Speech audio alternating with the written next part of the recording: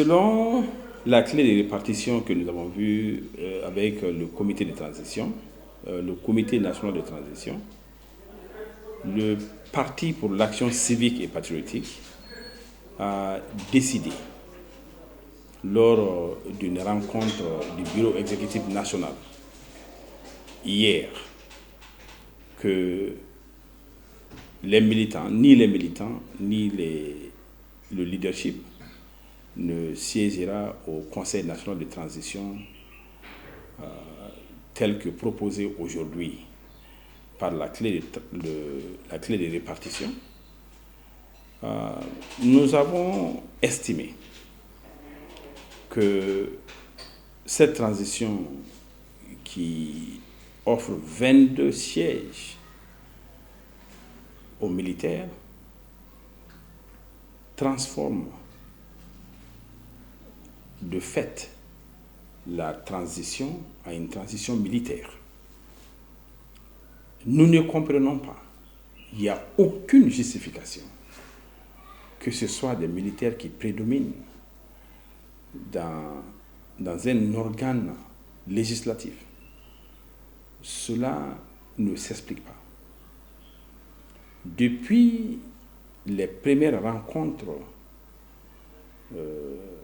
pour la validation des thèmes de référence, ou j'allais dire pour l'approbation de la charte de la transition, j'ai eu à le dire que le pouvoir n'appartient pas aux militaires, que les militaires ne doivent en aucun cas au XXIe siècle diriger un pays.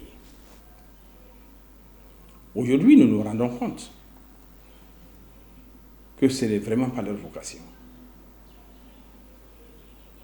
Sauf leur respect, la transition a débuté sur le mensonge.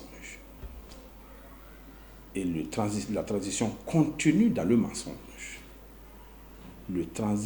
La transition ne réussira pas dans le mensonge.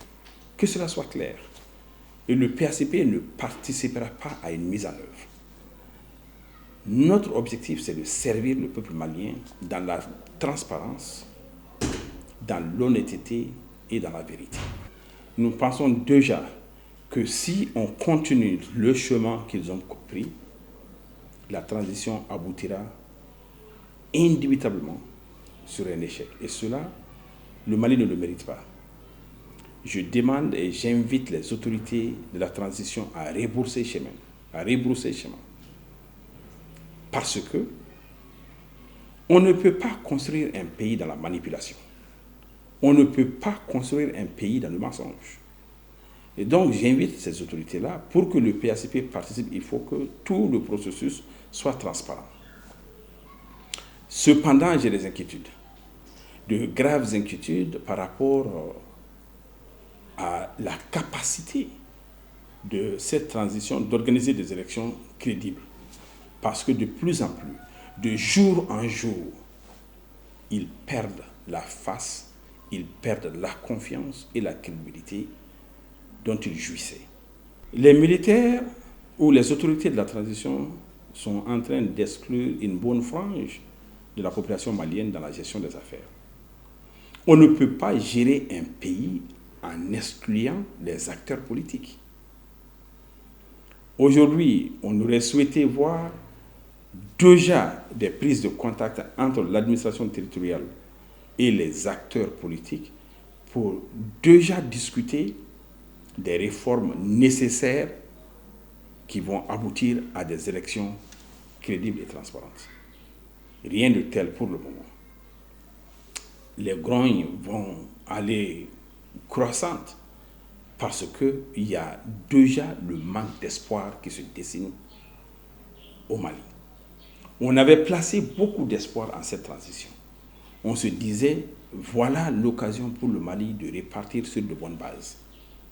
Mais hélas, les bases sont déjà faussées. Il faudrait qu'on revienne ensemble, qu'il y ait une plus grande consultation, concertation, pour qu'ensemble, nous puissions mettre les jalons d'une transition réussie. Mais telle que conçue aujourd'hui, cette transition va droit vers l'échec, sans aucun doute.